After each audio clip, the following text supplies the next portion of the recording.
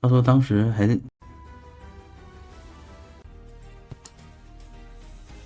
QDD 虽然成绩不行，但是总能拖到3D 出来。他们确实往后拖还是有一手的。他们现在加赛胜率还是100%的，拖进加赛吧，直接跑来追飞进加 One 回数 OK 拉进了身位。有些影子不在窗户下面，这有一刀的机会。下板很慢，其实可以再尝试抽一下的。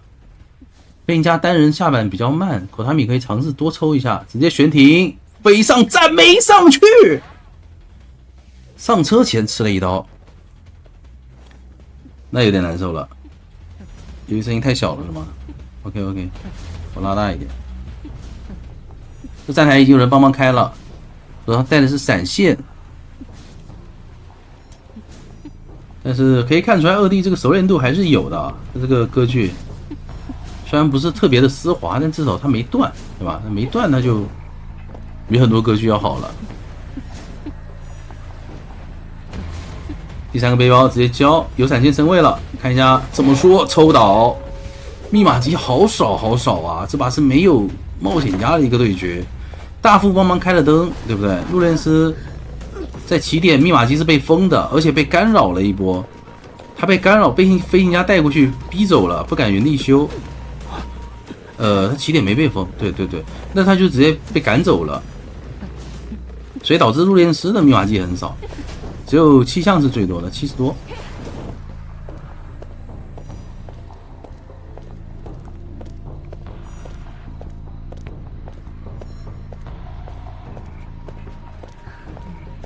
这把发现唯一的人在椅子上，大副过来就尝试一下，可以，至少没有被无伤。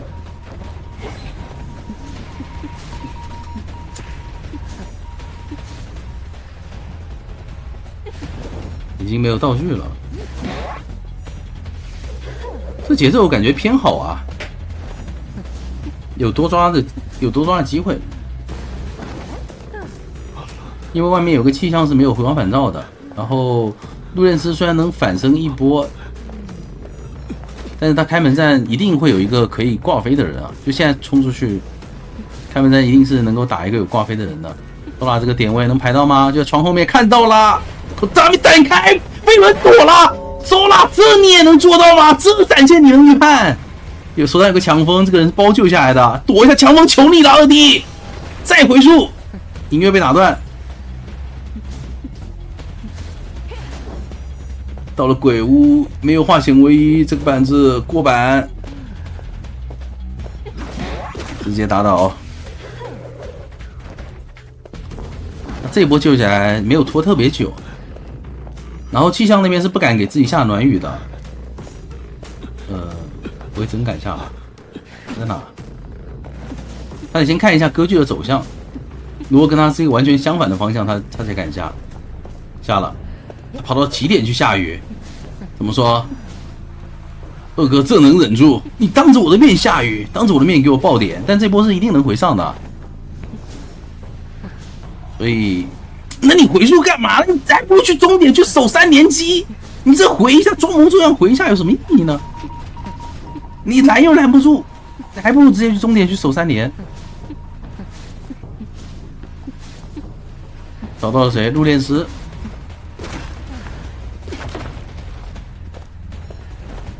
路电师有一波反身，骗了下来。那他这波反身完的话，密码机应该是差最后一台，差一台整机。那你别说 Scars 这把穷者密码机差的也太多了吧？挂飞的一个人了，还差这么多。回溯飞轮，恐怖的一击。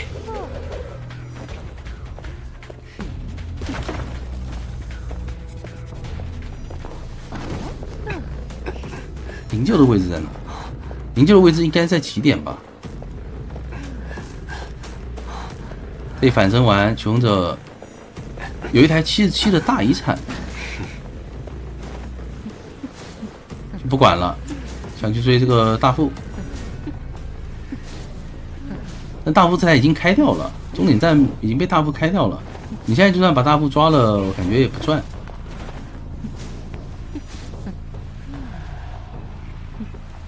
我觉得他最好的情况是传送气象啊，哪怕气象那边是满状态，但他早点传那台开不了啊，开掉了。那现在开掉了，他就没法传。第3段表好像还咬到了吗？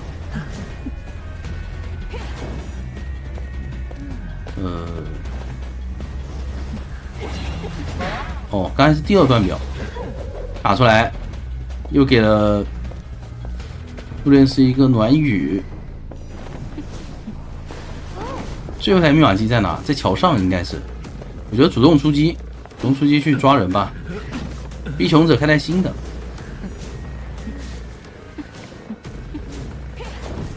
因为外面道具是全交完了，气象交2个暖雨一个强风，我看他密码机要压好了。那这波主动出击的有点慢，说实话。先拿一刀，飞轮又顶了，收啦！你也太秀了，收了。去一刀，那边的人还没掏下来，怎么说？先把这个气象给打倒。卡了一波脚，可以打一个时间差。这样的话，求生者也不敢直接开啊，因为知道他是有传送的，他肯定不敢直接开的。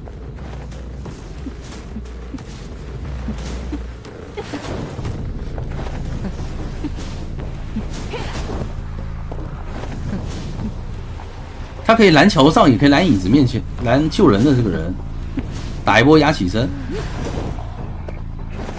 很明显了。但这个位置的话，陆电之没法压起身了，能来得及压起身吗？哇，卡了一下脚，直接打 ，OK。两个人都是二挂。哇，又头铁，故技重施，但收了，砸头了，这把收了，真力手工啊！但没关系，大副是桥上开的密码机，还是有3抓的机会。啊，这都没抽到吗？人还没碰上，刚碰上，先挂。看一下 Genki 卡的位置是在鬼屋板区。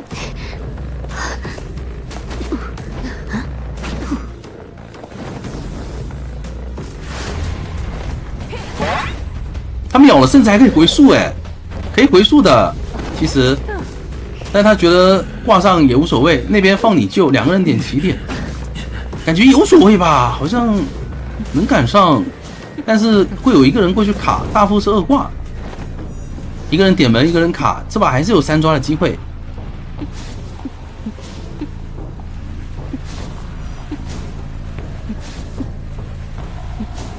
找到了吗？找到了 Genki。看来这把是要3抓了，飞轮也没好，那这里赶紧先把人挂上。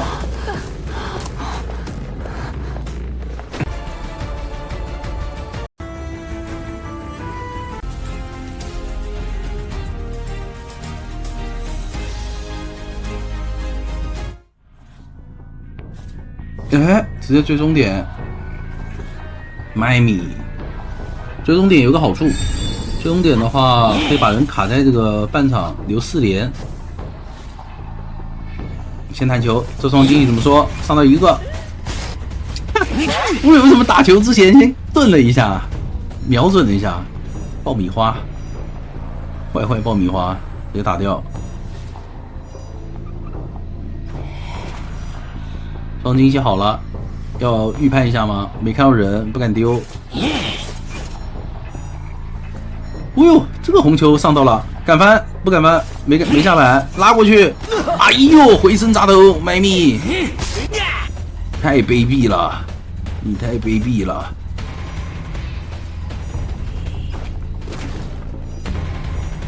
那要等下一个双方惊喜了。他这个气囊其实距离很远哎，麦咪，你为什么不堵门交气囊啊？但是也不影响，因为布瑞欧虽然没有被拦住，但是他还是很果断的把这个爆米花也给清掉了。骗了一手飞轮，这么秀吗？布瑞欧，这也在你的计算之中。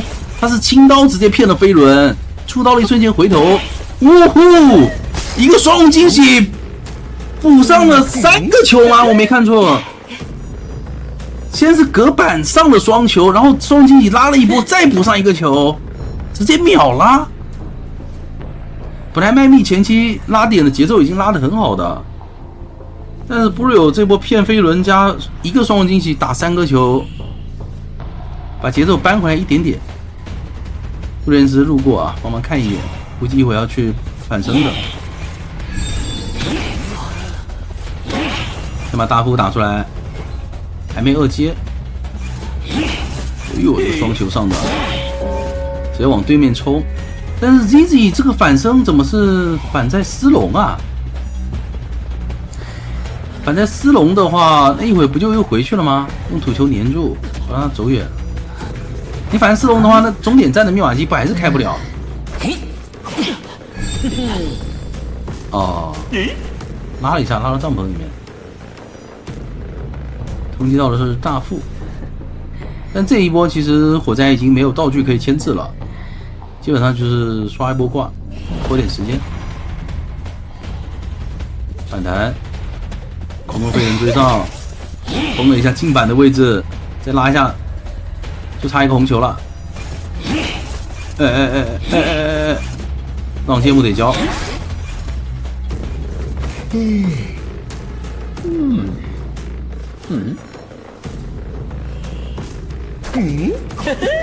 密码机3台半，冲击到的是空军。先来一个双惊喜指一下，没有找到人。这把说实话看起来平平的，暂时还没有自抓面。找到了入链，弟弟是有飞轮的。跳过来想上双球，哎呦，可惜没上到。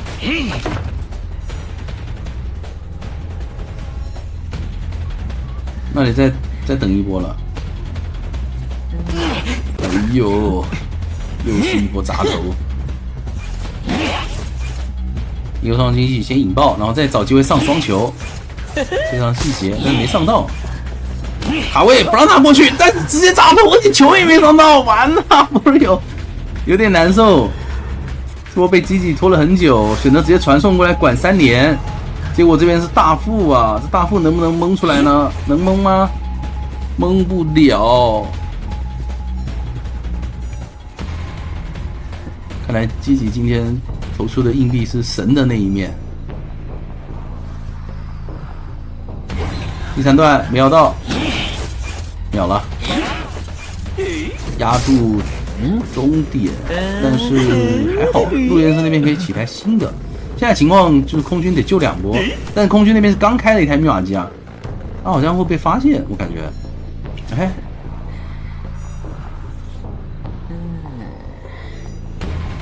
发现了，一条枪，保证自己满状态，争取救2波，2个人分开走。而且如果大副能又投铁锅板，不是有今天投超铁，但是也因为这样被砸了3个头。打倒，那开门战空军还能救一波，空军甚至还翻了一个护腕回来。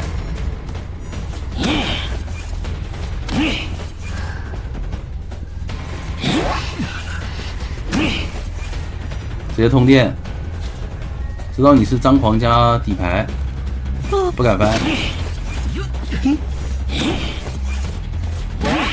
把终点让给空军，让他去点门。那现在有一个挂飞的大副，要直接传终点吗？直接传的话还有3刷，完，传了，但是慢了，双重惊喜没好。哎呀，为什么等那么2秒？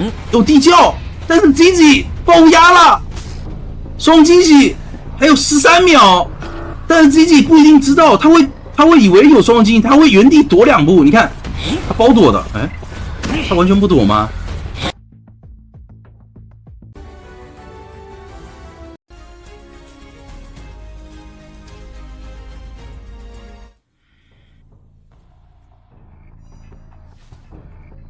哦，小丑也能被修机震慑呀！我的天，没事，我们回归比赛啊，我们只是插播个小新闻而已。看一下，马伊大 K 直接追一下火灾。吴总商在那边想修又不太敢修，好像还是开修了。第一个双惊喜一直没有位置放啊，距离拉得很远。莫磊这把虽然没有双弹，但是2个气囊还是帮忙自己在前期拖了很久。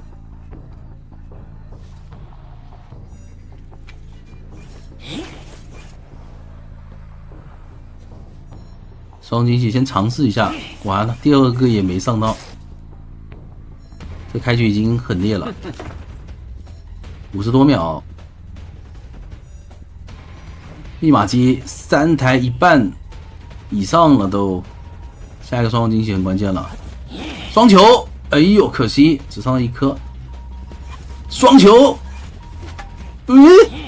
哪里来的坏人？偷偷给了1罐，真没素质。这也可以上1颗 ，OK， 引爆，没有反弹，再上，没上到，上到了。双球飞轮，没清空成功，那还行。因为他双重惊喜还有1次，这个是白球没上到吗？他的方向没拉好，我觉得这里不用管这古董商了，他好像把棍都交完了，可以走了，真可以走了。哎，云门失误收了，不是你干嘛这么秀？你怎么突然？我觉得他前期的这些交的棍就还好，没能帮火灾转很大的点。因为你想想，那2棍交下去以后，他还是只能在这个双板继续继续进行一个牵制，他转不了点，所以他反而把自己道具全交完了，而且还给到了一个存在感。现在3D 已经快要2阶了，如果他2阶的话，这波手椅是有机会打双倒的。哎，清空了一波，给 Genki。Scars 这个求生者是都有东西的，都能操作起来的。快了，你要不再追一下呢？你反正有移形。不会这找不到吧 ？OK， 没问题。不是我前面还说能不能找机会追个双倒，这毕竟是心理。但是没想到他是直接无伤了，连带的应激都没消耗掉。2挂密码机要压好了。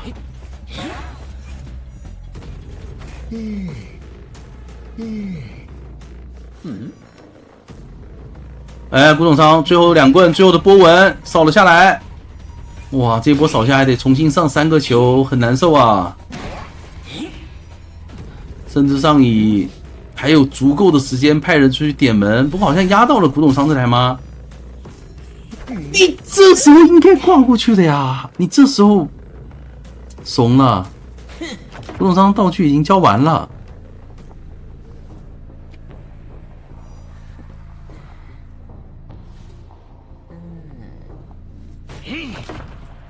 现在佣兵来救人，心理贴门，古董商也可以去贴门，基本上是一个稳3跑的对决了。这把3D 是带了挽留的，但是火灾有回光返照，所以这挽留也无所谓，可以卡最后1秒开，卡最后1秒开，然后2段空中飞人以及一个双重惊喜，有没有机会？哎，开启失误。埋着铁找到了一波机会，你下板的硬直，他直接跳过去，而且这波还排到了佣兵的位置。埋着铁一个小碎步，但是这个双重惊喜得提前引爆，能不能引爆掉塔拉口身上的球？好像做不到呀，还是做不到吗？毕竟这或者说开了以后交隐喻换位，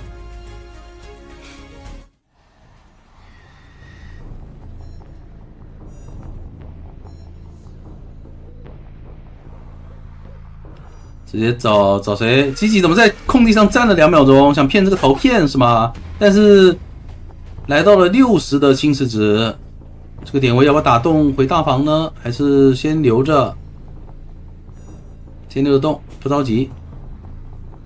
这个角度打回去的话，是到逃骗范围附近哎。OK， 找了一个很不错的角度回大房，熟练度还是有啊，他这是有练过的。开始带着刷状元步数，祭司甚至身上的侵蚀值都掉了，只能派医生到外面先去附身逃骗。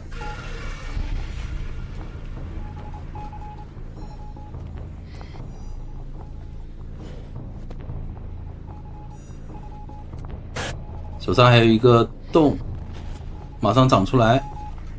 原地传送了一波，拉近身位也没问题。那这里尤里要找机会闪开了，不过自己应该不会给这个机会的，毕竟手上还有洞，因为再打个洞横穿一下，要么回大房，要么回小房。又来了，逃骗附身，这一口很关键，终于拖到第2个附身好了，想闪开，抽到了，闪没交，飞人得侵蚀住。清，好清！一个逃骗再传回来，这火就算吼到了也还好，无所谓。感觉又要等下一个附身了哎，因为你这样的话，他带着你跑，手上有长洞，你是没有闪现身位的，可能又要等下一个附身了。先附身前锋，这样的话可以传前锋那个逃骗。对，再拉近一波身位，集一个长洞，打断了吗？没打动，没打动，是提前防了一波，站到墙边骗了一手。你小子还有这思路？你看他这个技师拉点能力其实是很恐怖的。反着一下附身没传，83的侵蚀值，这个医生这一口很关键，吼到了。2个洞他都不打吗？我感觉可能也是觉得打完以后被附身了挺难受的，但我觉得你打完以后你在洞那头待着也干嘛老哥？拿起拉了1/4还是骗下来了，直接来一波撞救，因为他有2个洞，但是他有闪现啊，你能补一下吗？拿起直接补，里面拐进去还可以再来一个洞，因为机器现在是没法附身的，所以他可以利用这个时间稍微拉一点距离。想闪，这没有礼貌，跟砖。那上了楼梯可就没有闪现的机会了，这个板可以提前下，直接斩 ，OK。我们看一下场上的密码机啊，也是马上要4台半了。不过尤里应该还是有机会能够控一下的，稍微干扰一下外面的机子。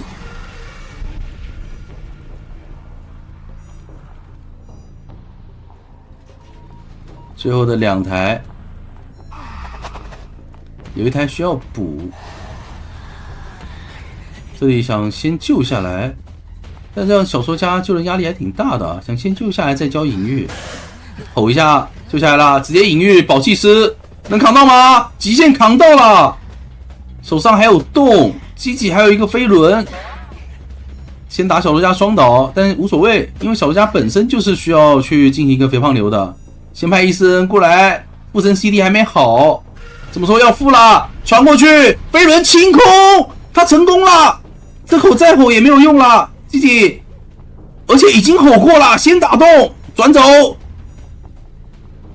场上密码机已经到达了80，但是关键的点在于这一波是没有回光返照的，所以 GG 的这个牵制，想强行翻再打洞吗？来得及吗？完了，倒了。那我们的勇士能站出来吗？拿起，医生先拉回来，他得拖一个自起啊，这边是没有回光返照的，这也拉吗？拉到了板中间，侵蚀值满了，球强行打断，人已经被挂飞了。那 QDD 最后一场也要以失败而告终啊，还是没有突破他们的1胜。此时场上的求生者只剩下3个人了。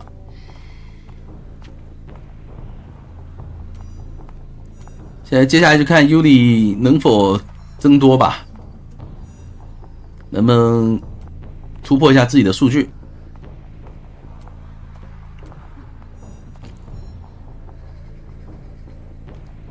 其实求生者这把还有争33跑的机会，我说实话，因为画家还有2幅画，这怎么还有画家呀？他们啊，不选的画家吗？这画家感觉全场就是一直埋头修啊，从没出现在那种战场中央过。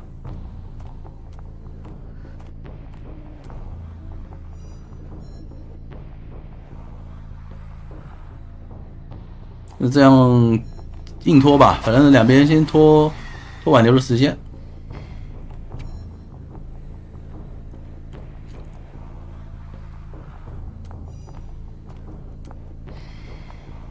两边的门还拉扯了挺多的，不过画家暂时还没有吸出来画。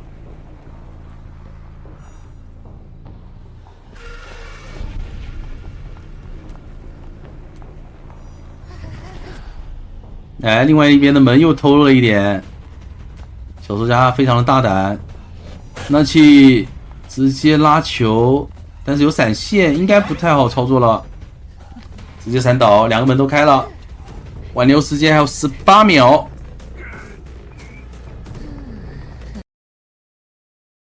还真别说，教授也不错，追哭3个飞轮，至少还是有一点牵制空间的。看一下中场2个无限距，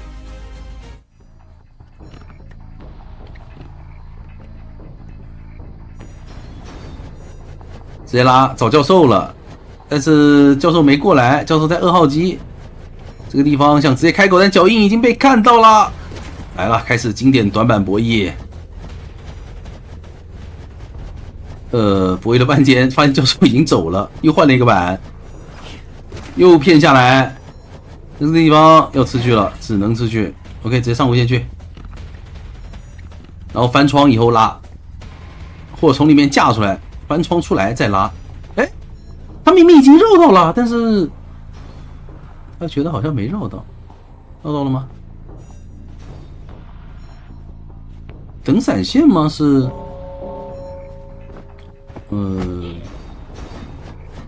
这反绕了2波，反而浪费了自己一点时间。等飞轮，骗到了地下室。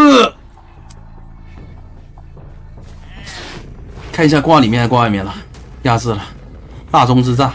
这个地下室来救人的话，大副有可能要给双倒。我建议是卖了猛修，闪现都没逼出来，因为你挂地下室的话，这个人是一定逼不出闪现的，所以这个人得卖了，让第2个人去扛压。至于第2个人怎么扛压带闪现的小丑，你先别管。那我至少得能够把密码机给多拖一点。这个人最好就是直接卖了。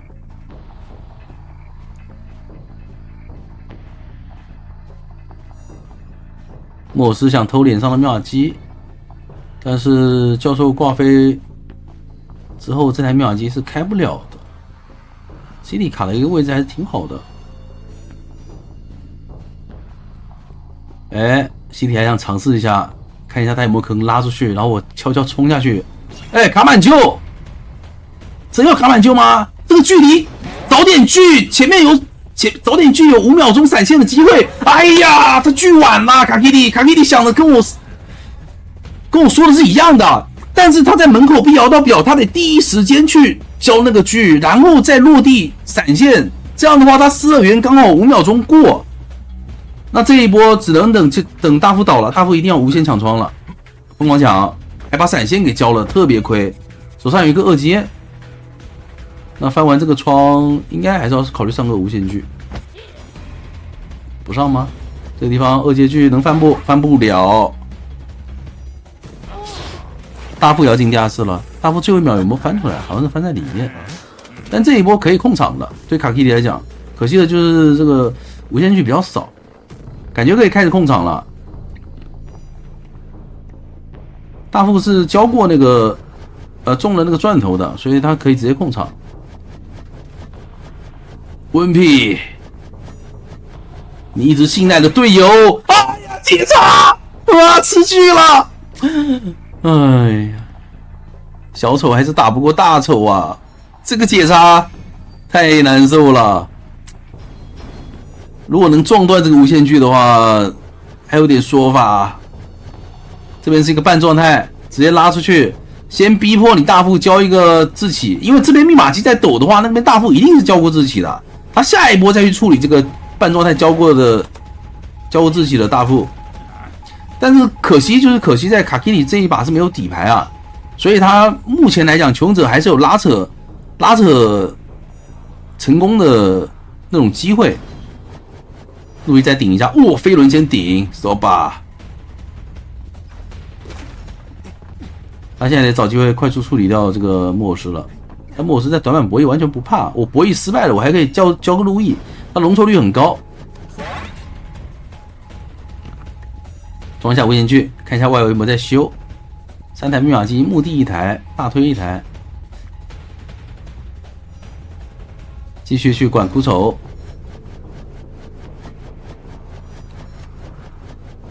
这个阵容他除了木偶斯，其他3个他都是随便抓的，提前预判，但是没过来。卡基里，你想一想，没有脚印，这有小碎片，这个长板温皮还是很有机会能够操作的，但是有闪现，怎么说？要不闪呢？直接闪，把闪现交了，然后这一波挂上，外面2个半状态，可以再打来回拉扯。花园这椅子有点远哦。能挂上不？能挂上不？没有底牌的，成功挂上。大副已经贴脸了，密码就要压好。这把没有底牌，所以求生者还是有争的机会的。怎么说？恐怖的一击，还有个无限锯，直接补大副。完了，这回头推进器啥也没推到，卡给你自己把锯给断了。这个表他想躲。场面乱成了一锅粥，这个莫尔斯要站出来扛压力，让求生者跑到小门去点，所以他必须要在这边大门扛压力。但卡基里现在要逮大副，因为他知道大副是没有绝处逢生的。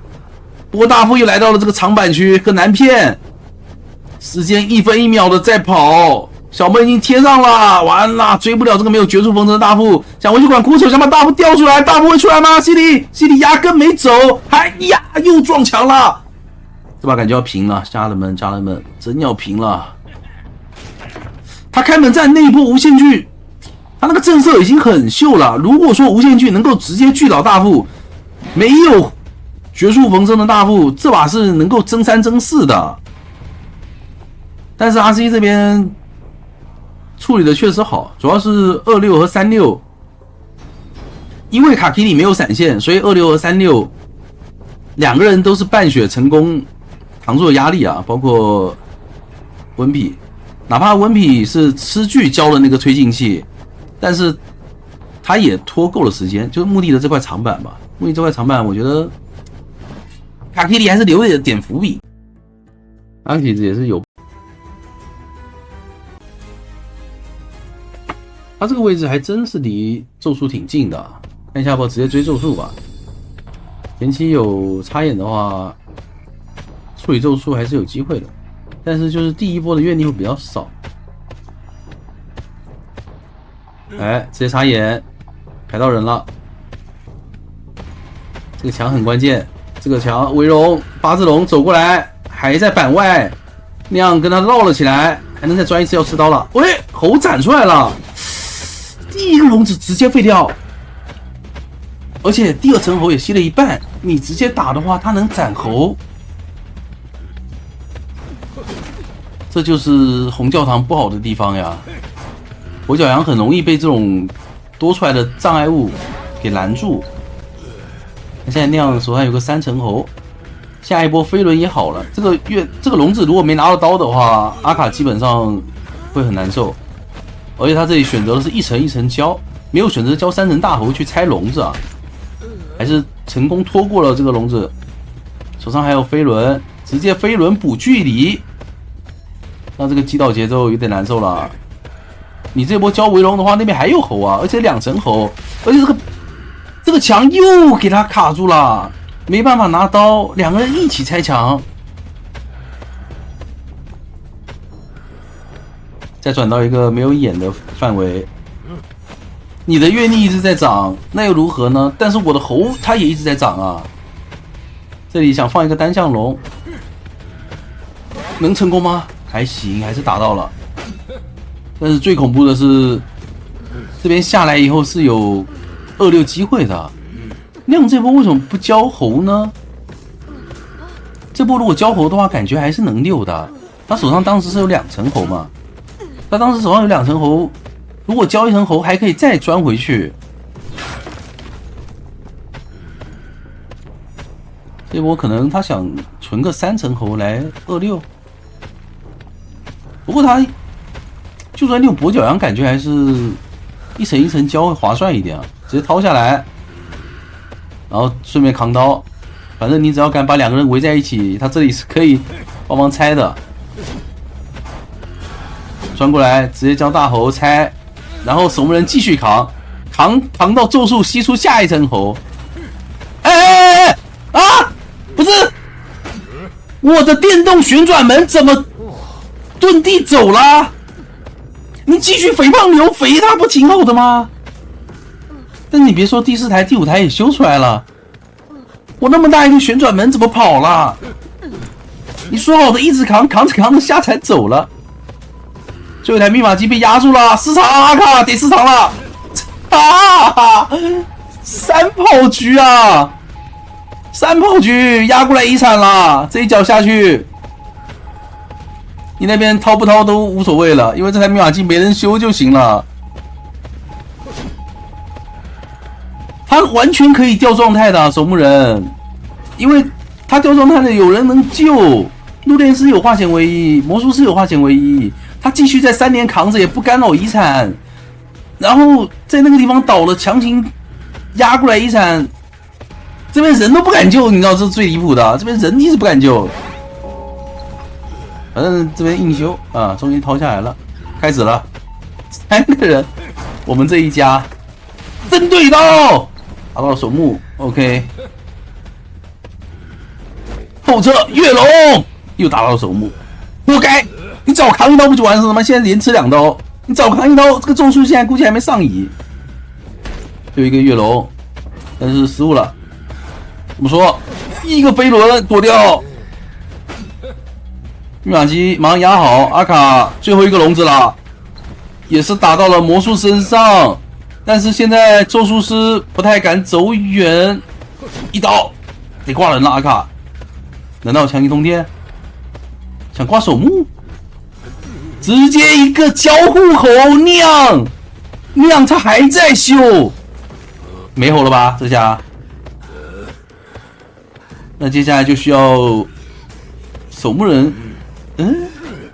有踢的机会吗？好像没有。一刀恐怖一击，守墓人直接下铲，但他这个铲是少的。4个人开门战，亮已经贴到小门，陆连斯还在大门狂点，因为他有灵柩，他根本不怕魔术棒。到了开门战去追一个3魔术棒有飞轮的魔术师，太难了。我感觉这魔术师现在让我上，我都能够拖够这2个门的时间。而且阿卡已经切成了10场，他已经没有办法阻止这个3跑局了。妈，阻止不了了，确实。哇，吓我一跳，我以为陆连斯被拦回来了。非常小，而且这是不太好上电的。小船跟双11是有联动的。那看一下要不要去木屋吧。小船的飞行家牵制影视的能力是很强的。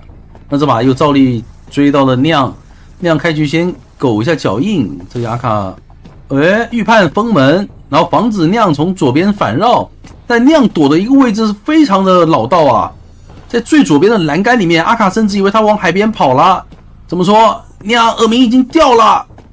回到木屋，那阿卡这一波节奏全无啊，他知道人是往木屋反方向跑了。开局浪费了30多秒，这个时间上来说有点久了。OK， 哇，这个电，这也能中吗？第一个蓝电上来挺快的，但求生者马上也可以切电了。就阿卡其实看到外面带电的情况，他知道这一把他要跟时间赛跑了，因为有2位求生者，他们破译的是没有连电的密码机。如果他在那2台破译完之前没能击倒酿的话，他这把已经是炸中之炸。一个红电，但飞轮顶掉，酿还能继续绕。因为你前期的一个奇迹是非常久的，在你奇迹快好之前回身上子哥，你这个控制是达不到7秒，所以一定要在翻窗过后才能够上这个电。再扫一下，酿这边出现了失误，翻窗过来没有扫到。可以看到外面飞行家已经破译完1台了，野人马上要破译完1台了，直接选择传送传水阿斗的空军落地直接交枪，不给你机会。一个再临拉近身位，那阿斗手上也是有飞轮的呀，你刚把一个人的飞轮给逼完，这波飞轮继续接力，再往海边拉。虽然开了技能，但是2个技能等于全空，只是做了一波道具的兑换。此时外面的密码机已经2台半，刚才是断电了吗？不想扛还是？没断，刚才是看了一眼，重新连了一下电，应该是。那空军这个血量，求生者那边还能再帮忙扛一下，已经有飞行家提前切电了，甚至这一波如果配合的好的话啊，再临飞行家飞轮顶电，没打，行吧，没打也无所谓，这一波还得上蓝电，因为你如果上红电的话，阿斗还能多吃1刀，能直接定住吗？有再临。选择直接过来打，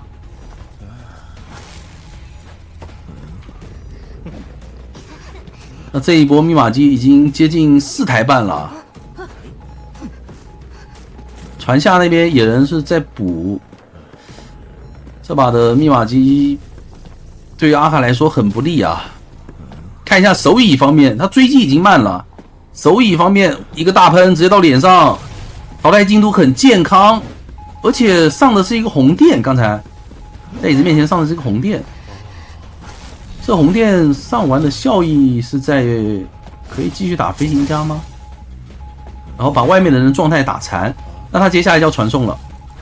他把所有人打残，下一波，不传吗？想继续追脸上，一刀没有抽到。外面暂时是没有人能帮这个飞行家扛的。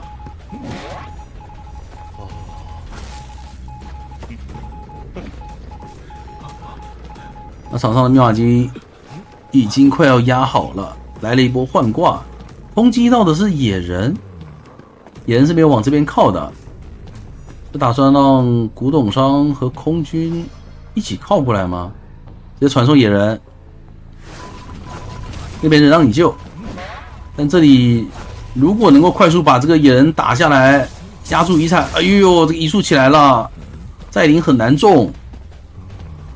那边掏下来，可以远程把中场的密码机传开吗？是小木屋的先开了，那中场的话是大遗产，这一波技能已经没了，还有2秒钟，有下一个奇迹，能留在遗产的话，还有一线生机，想骗飞轮，他觉得野人会带飞轮，但是外面还是成功帮野人扛到了这一刀啊。穷者感觉新修海边的都可以啊。选择调整了一下，一个再临，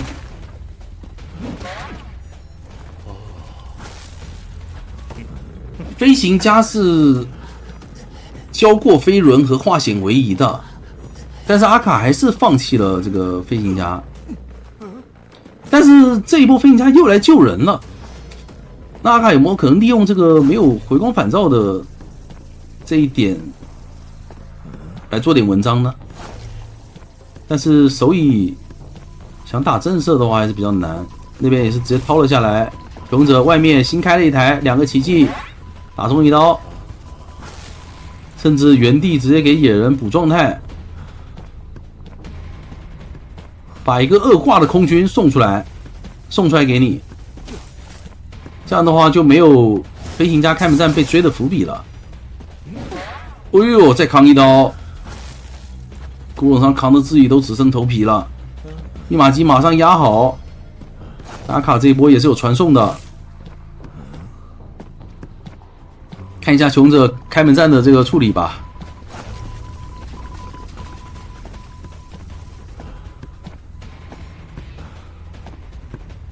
古董商不敢修，古董商那边如果碰电的话会被带倒，所以让野人在中场压。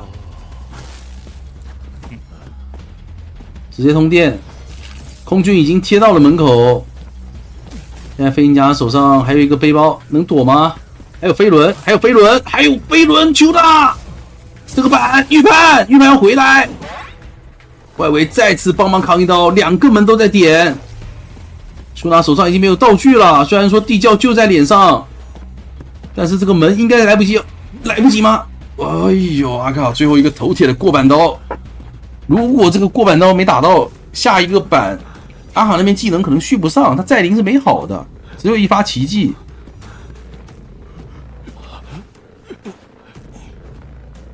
再次完成了一把3跑，阿克西子，今天他们的求生者给足了压力啊，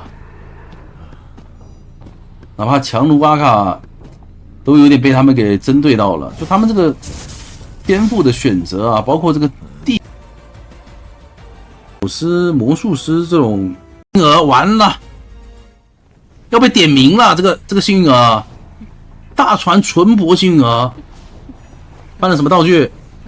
魔术棒棒一根，开狗完全没狗住，那炸了。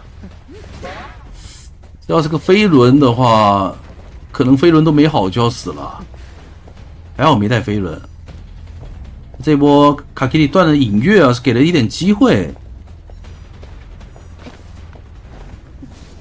但是到前面这个板区有一个回溯的说法，不想打吗？我觉得可以打，不打的话永远是一道自动门。回溯这么说还是打到了，哎呦，回身一个砸板，手把已经很努力了，在一个接近白板的情况下，气象直接过来陪跑。文碧，开局53秒进入陪跑节奏吗？最有打架的一集。闪现好了呀，随便闪谁都行。哎，不能闪空啊！对，随便闪谁都行，闪空可不行。1分13秒上移。那现在气象还得跑图，一会儿还得给自己整个暖雨。大副过来救人，密码机来讲这把是不太够的，哪怕外面是有一个律师的存在，但是因为幸运儿他下来没有道具。幸运儿下来没有道具，很难26。那这种第五人格这个游戏就是这样的，你没有26的话，你就没有3跑面。大副是一波无伤，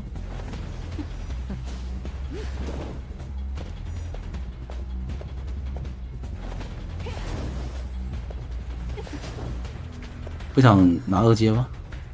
想直接挂上了。其实他这里打一刀，感觉倒地以后插刀应该也能好啊。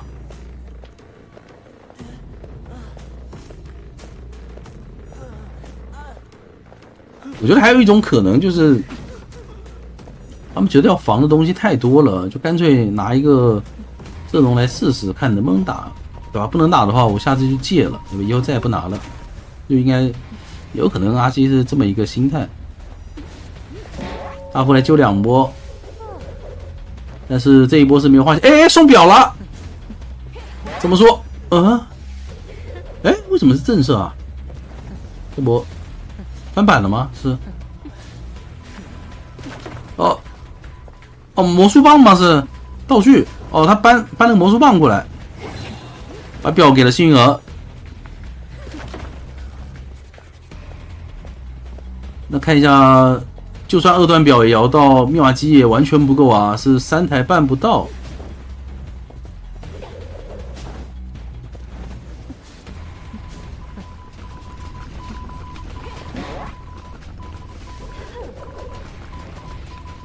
成功扛了一刀，再来个强风吹一下，3台半的密码机，闪现还有13秒，已经很难保了。搏一下板子，又砸了一个头，闪现还有6秒钟，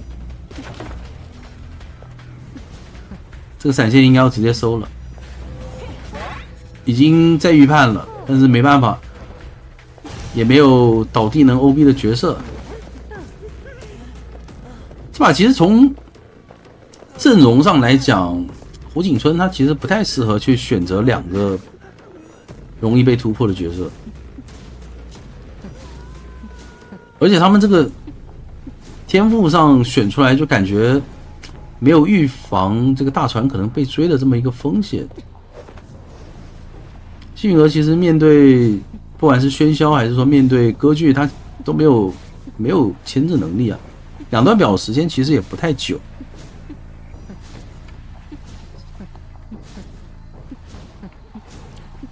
但是他们的打的态度一定是认真的，就是都很认真在打，主要还是比较脆这个阵容。现在3个人得去争3人3跑，面对卡基里来讲，这是一件非常难的事情。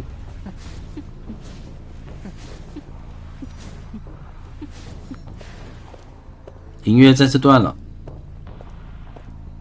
卡基里想先来管小木屋的问题，这台密码机。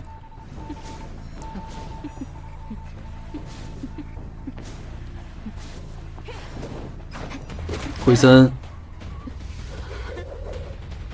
我大副那边翻了一把针啊，翻了把针，律师是满状态，要不要直接传呢？有一个小3连。再不传，马上压好了。大副的距离还很远，把它贴到门口。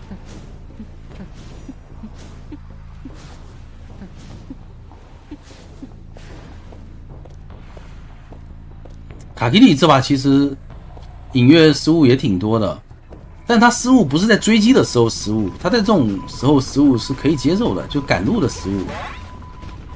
地窖就在甲板下面，但是老李是没有携带飞轮，直接传椅子堵你大夫的位置，非常的果断，真堵到了。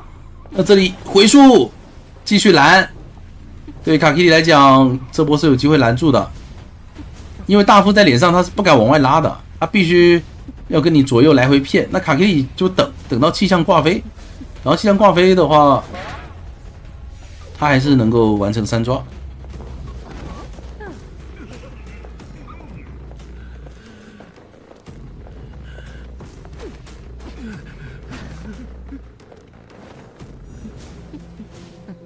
老李那边点门已经把手机放下了，然后准备安心的出门了。